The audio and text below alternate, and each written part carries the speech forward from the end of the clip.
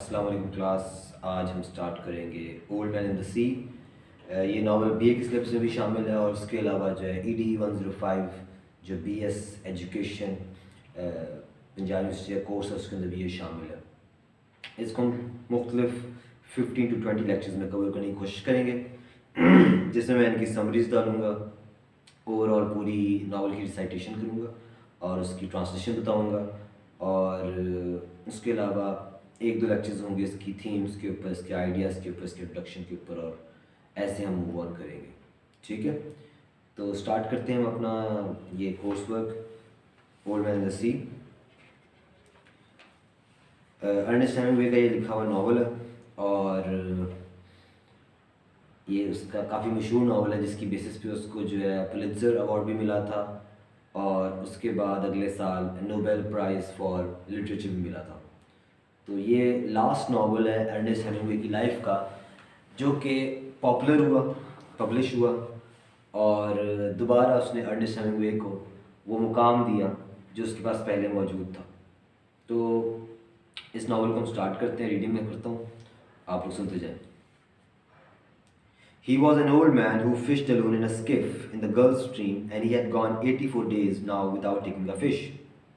वो एक बूढ़ा आदमी था जिसने एक स्किफ कहते हैं छोटी कश्ती को, एक छोटी कश्ती के ऊपर उसने फ़िशिंग की गल्फ़ स्ट्रीम के अंदर। गल्फ़ स्ट्रीम जो है बेसिकली अगर आप मैप देखें तो अटलांटिक की इस साइड पे ऊपर है नॉर्थ अमेरिका, नीचे है साउथ अमेरिका। साउथ अमेरिका और नॉर्थ अमेरिका के दरमियान में एक मुल्क है क्यूबा, उसके पास से जो समुंदर का इलाका है उसे गल्फ़ स्ट्रीम कहते हैं। तो उधर जो है वो फ़िशिंग करने जाया करता था और 84 डेज़ से उसने कोई भी फ़िश अभी तक पकड़ी नहीं थी।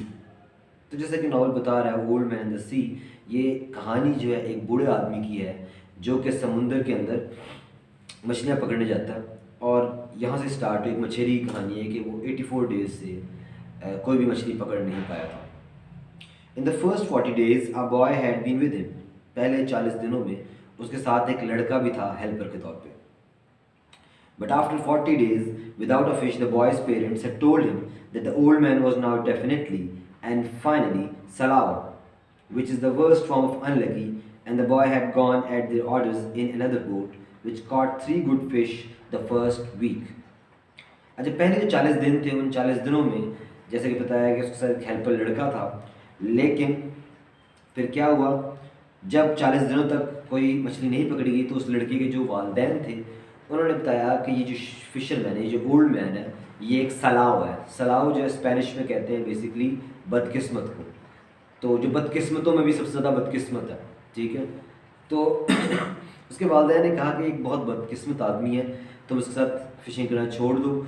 उसको एक और बोट के अंदर जॉब दिलवा दी उन्होंने और वहाँ में पहले हफ्ते के अंदर ही उन्होंने क्या किया, 3 अच्छी मछलियाँ शिकार कर ली। तो इसलिए इसका मतलब है कि वो बच्चे का जो चांस, जो हेल्पर बॉय था, उसका चांस भी ख़त्म हो गया कि वो दोबारा जाए ओल्ड मैन के पास as a helper. It made the boy sad to see the old man come in each day with his skiff empty, and he always went down to help him carry either the coiled lines or the gaff and harpoon and the sail that was furled around the mast. अच्छा जी, बात ही करता है कि ये बात जो है उस छोटे लड़के को बड़ा उदास करती थी, उस हेल्पर लड़के को उदास करती थी जब वो देखता था कि हर रोज़ जो बूढ़ा आदमी है वो खाली स्किफ के साथ, खाली कश्ती के साथ वापस आता है और वो हमेशा उसकी मदद करने जाता है। किस लिए? यानी जब देखता कि बूढ़ा आदमी आ गया, उसने कोई भी फ़िश नहीं पकड़ी, तो भाग के उसकी बोट के पास जाता और क्या हेल्प करता, उसकी किस तरह मदद करता, उसकी शिप के अंदर से, उसकी छोटी सी बोट के अंदर से कॉइल्ड लाइंस जो तारें होती या वो स्ट्रिंग थी जिसके थ्रू वो फिशिंग करता था, वो कॉइल नहीं हुई, इकट्ठी हुई है, गुच्छा बना हुआ है, उनको उठा के आता। गाफ एंड द हारपून, गाफ कहते हैं बर्छे को और हारपून कहते हैं नेज़े को।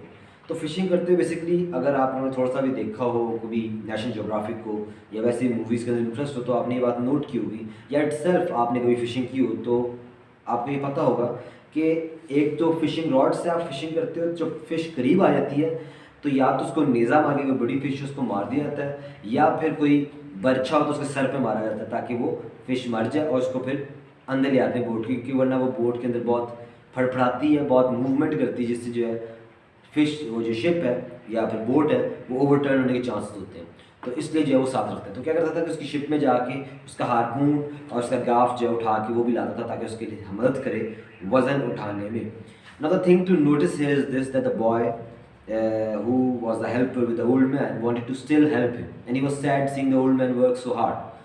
तो वो जो बच्चा था वो उस बूढ़े आदमी की मदद करना चाहता था और वो जिस तरीके से भी मदद कर पाता वो उसके लिए तैयार था। तो अब जाहिर बात है वो बूढ़े आदमी के साथ जाके फिशिंग तो नहीं कर सकता, but still he went down. जब बूढ़ा आदमी आता था तो उसके जाके सामान को उठा के मदद करते थे कैरी करने में।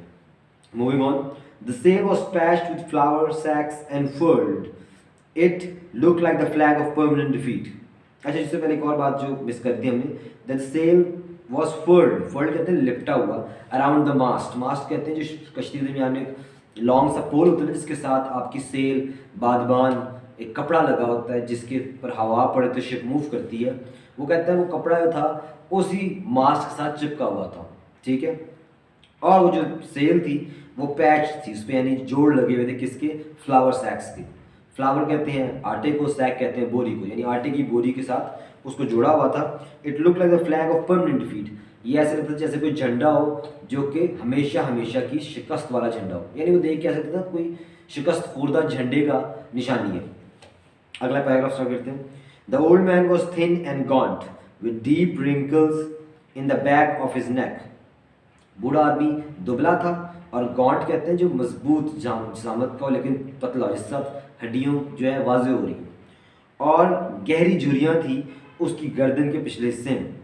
The brown blotches of the benevolent skin cancer the sun brings from its reflection in the tropic sea were on his cheeks. अब ब्लॉचेस कहते हैं धब्बों को, ब्राउन धब्बे जो थे उसकी स्किन के ऊपर थे, किस चीज़ के, स्किन कैंसर के। साथ उन्होंने लिखा बेनेवलेंट, बेनेवलेंट कहते हैं काइंड को, यानी जो नुकसान दे रही थी। स्किन कैंसर की कुछ टाइप्स ऐसी होती हैं जो नुकसान नहीं होती, सिर्फ स्किन पे निशान डालती हैं। तो कहते हैं कि वो जो ट्रॉपिक सी है उस इलाके का जो समुंदर है, गर्म समुंदर है, वहाँ पे जब धूप पड़ती है तो इस तरह के निशानात स्किन के ऊपर पड़ जाना बड़ी कॉमन चीज़ है, तो वो भी इसके साथ थे। The blotches ran well down the side of his face and his hands had deep creased scars from handling the heavy fish on the cords. जो उसके ब्लॉचेस थे स्किन के ऊपर, फेस के ऊपर, वो नीचे तक जाते थे गर्दन से होते हुए अंदर उसकी शर्ट तक, ठीक है। और उसके अलावा उसके हाथ जो थे वो ज़ख्मी थे, किस चीज़ से, उन पे स्कार्स थे, उन पे जो थे ज़ख्मों के निशान थे।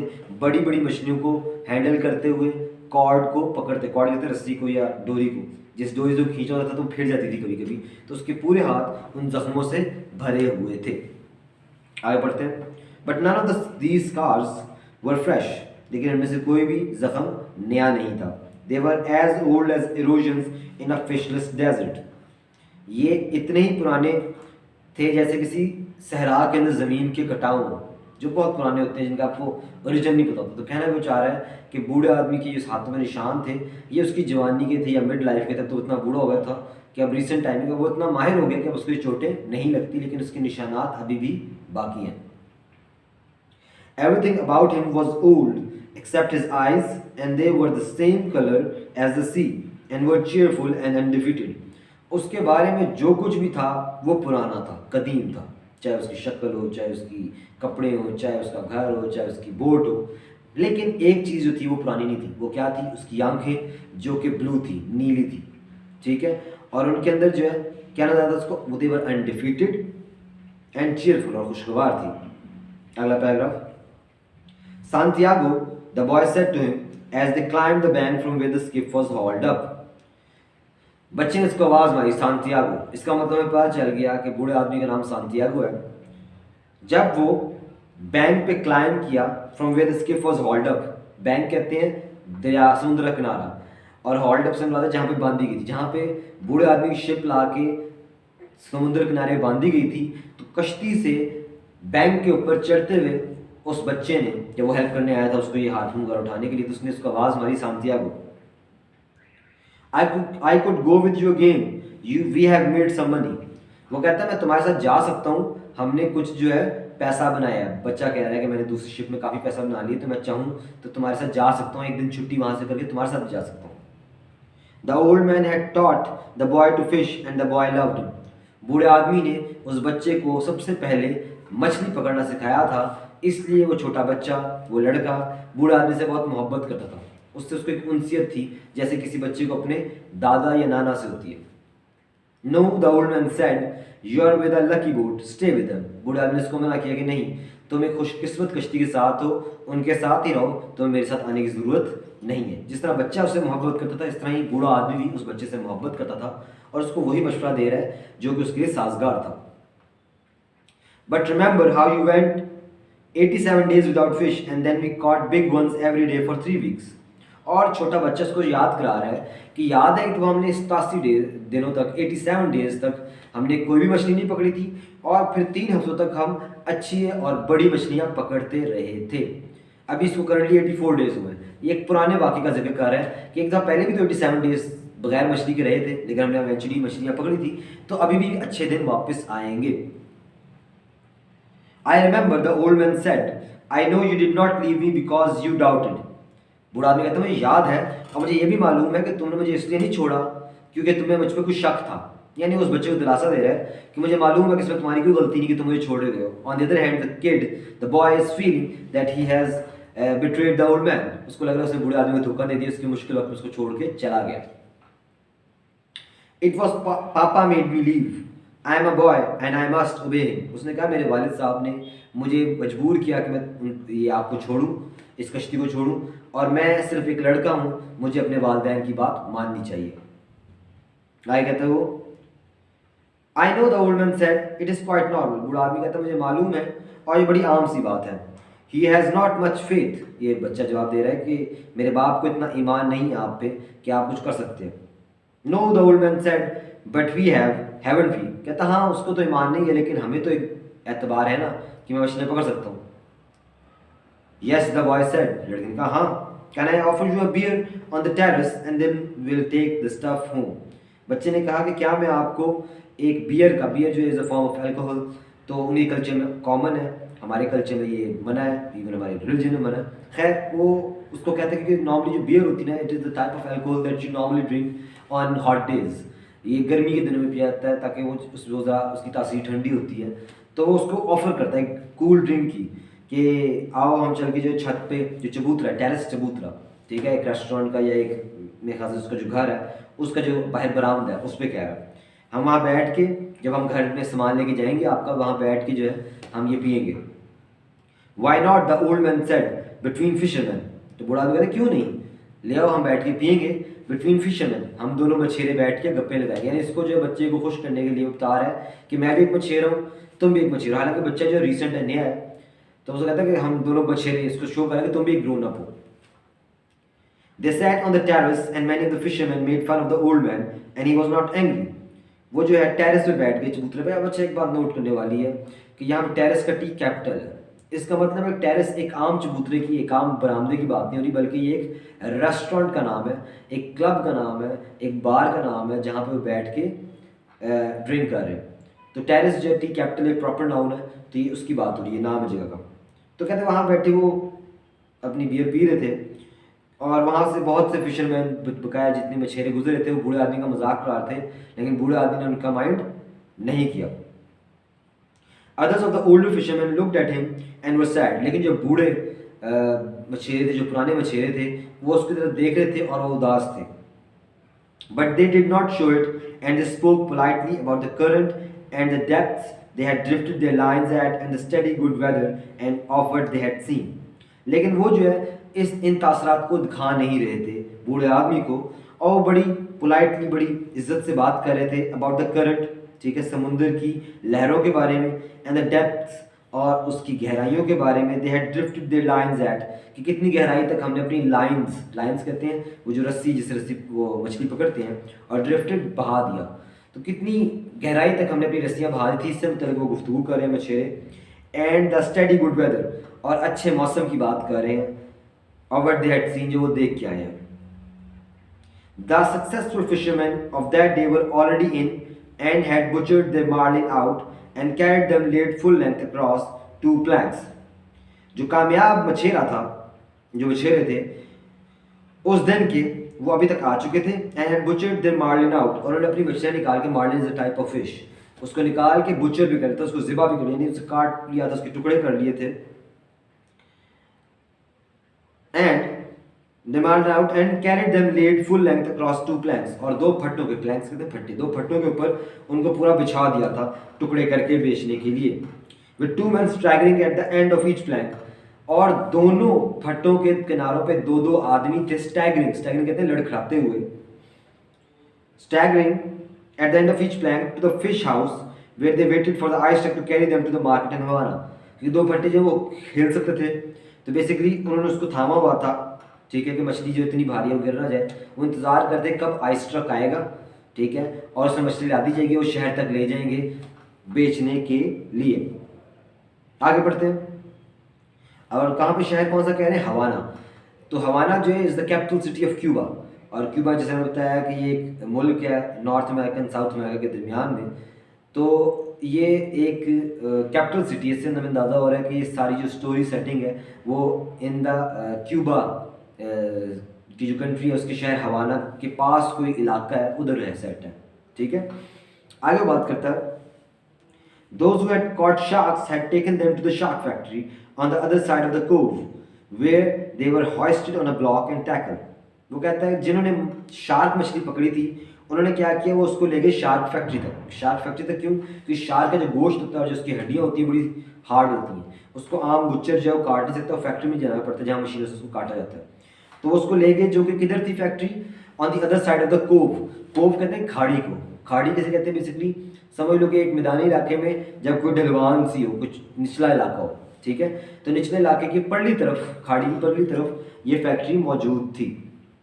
वो जो है उधर ले गए जहाँ पे उनको बड़े बड़े ब्लॉक्स, बर्फ़ के ब्लॉक्स के ऊपर हॉइस्टेड उठाया गया, ठीक है, एंड टैकल उठाना और हॉइस्टेड ऊपर उठाया गया, ठीक है. Their livers removed. उन जो शार्क मछलियाँ थी उनके लिवर यानी उनके जिगर को निकाल लिया गया. देयर फिन्स कट ऑफ, ठीक है, और जो उनके पर है, फिन होते हैं मछली के जो साइड में पर होते हैं, उनको काट दिया गया. And their hide skinned out. Hide कहते हैं खाल को, और इन खालों को स्किन्ड आउट उधेड़ दिया गया, ऊपर से उतार दिया गया. And their flesh cut into strips for salting. और उनके गोश्त को लंबे लंबे पार्चों में काट दिया गया ताकि उन पर नमक लगाया जा सके. When the wind was in the east, a smell came across the harbor from the shark factory. और जब आंधी का रुख मशरिक की जाने होता था तो फैक्ट्री से हवा उड़ती हुई इधर आती थी और साथ उस फैक्ट्री की स्मेल को भी लेके आती थी बंदरगाह तक, हार्बर बंदरगाह. But today there was only a faint edge of the odor because the wind had backed into the north. लेकिन आज फेंट एज, बड़ी हल्की सी धीमी सी स्मेल थी ऑफ द ओडोर. ओडोर कहते हैं बू को, ठीक है. ओडोर जो है बेसिकली बैड स्मेल और गुड स्मेल दोनों के लिए हम यूज़ कर सकते हैं, लेकिन नॉर्मली ओडोर जो है बैड स्मेल के लिए यूज़ होता है. जैसे आपने कभी वर्ड सुना होगा डिओड्रेंट, तो डिओड्रेंट वर्ड यहीं से निकला है कि जो ओडर को ख़त्म करे. तो कहता है आज उसकी हल्की हल्की स्मेल आ रही थी. क्यों? क्योंकि आज हवा का रुख जो था नॉर्थ की जानिब था rather than on the east. And then dropped off. It was pleasant and sunny on the terrace. और फिर वहाँ पे जाके जब नॉर्थ में जाके वहाँ पे स्मेल जो गायब हुई थी, तो आज टेरेस के ऊपर वो जहाँ पे बैठे हुए थे, ड्रिंक कर रहे थे, उधर मौसम बहुत खुशगवार था और खुशबू भी अच्छी थी. Santiago the boy said. लड़के ने कहा, नाम लेते हुए बूढ़े आदमी का, Santiago. Yes the old man said he was holding his glass and thinking of many years ago. बूढ़े आदमी ने कहा हाँ, और वो उस वक्त जो अपना ग्लास पकड़े अपने माजी के दिनों को याद कर रहा था. Can I go out to get sardines for you for tomorrow. उसने कहा क्या मैं कल जाके तुम्हारे लिए सार्डीन्स ला सकता हूँ. सार्डीन बड़ी ना छोटी छोटी मछली होती है और not everyone can eat it. I like it personally. थोड़ी स्मेली होती है, तो यहाँ पे पाकिस्तान में मिल जाती है in the can form, cans के अंदर होती है, वैसे नहीं मिलती, बहुत इतनी छोटी छोटी साइज़ की होती है. लेकिन फिशरमैन को यूज़ करते हैं एज बेट. वो जो उनकी हुक होती है फिशिंग लाइन के एंड पे, उसमें वो सार्डीन मछली को फंसा के, क्योंकि वो स्मेली होती है, उसका फ़ायदा ये होता है कि जो दूसरी मछली है उसकी स्मेल की वजह से जल्दी अट्रैक्ट हो जाती हैं. उनको पता चल जाता है कि यहाँ पे कुछ मछली है, वो खाने के लिए आ जाते हैं. तो बच्चा उसको ऑफर करा रहा है कि क्या मैं तुम्हारे लिए कल सार्डीन ले आऊँ एज बेट. अब वो उसकी हेल्प करना चाह रहा है. जैसे मैंने पहले बताया कि बच्चा जो है ना वो गिल्टी फील कर रहा है और बात बात पे बूढ़े आदमी की मदद करना चाहता है कि किस तरह वो उसकी काम में आसानी ला सकता है. तो क्या तुम्हारे लिए मैं जो कल चारा है या बेट है वो मैं ले आता हूँ.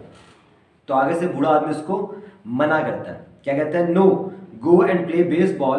आई can still row and Rogelio will throw the net. कहता नहीं नहीं तुम जाके बेसबॉल खेलना, मैं अभी भी जो है चप्पू चला सकता हूँ, रो कर सकता हूँ। एंड रोगेलियो, रोगेलियो एक और नौजवान आदमी है, विल थ्रो द नेट, वो जो है मुझे हेल्प मदद कर देगा जाल को उठा के कश्ती में फेंकने के लिए।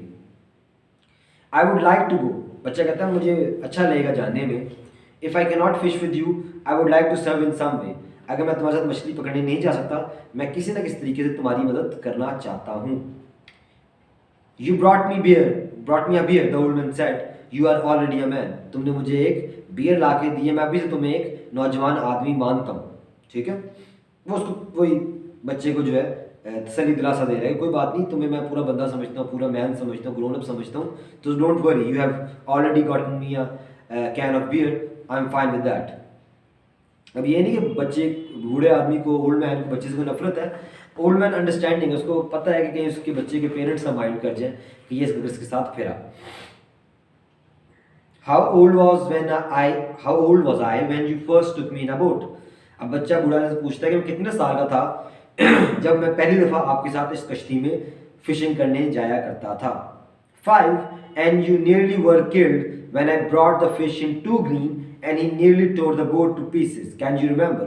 कहता तुम 5 साल के थे और तकरीबन तुम मर जाते क्योंकि मैंने टू ग्रीन से मुराद ताज़ा, बहुत मैंने बहुत ताज़ा या अभी जिंदा थी मछली, तो उसको कश्ती के अंदर ले आया, वो फड़फड़ाती रही और उस वजह से तुम गिरने लगे थे कश्ती से, तो मुझे याद है कि तुम मरने वाले थे, और क्योंकि मैं जो जल्दी मछली को अंदर कश्ती के ले आया था, उसे तकरीबन पूरी कश्ती के तोड़ देना, टुकड़े कर देना, काट देना, और तकरीबन जो है उस बोट के टुकड़े कर दिए थे। कैन यू रिमेंबर, क्या तुम्हें याद है? I can remember the tail slapping and banging and the throat breaking, क्या तुम्हें याद है कि किस तरह स्लैपिंग और बैंगिंग दोनों का मतलब मारना है, कि वो अपनी जुदों में उसको मार रहा था, वो मछली की बात कर रहा है। And the throat breaking, throat वैसे कहते हैं जो मछली, वो जो है ना शिप का, कश्ती का एक साइड वाला हिस्सा, और मुझे याद है कि थ्रॉट जो ब्रेक हो जाता था, वो टूटने वाला था।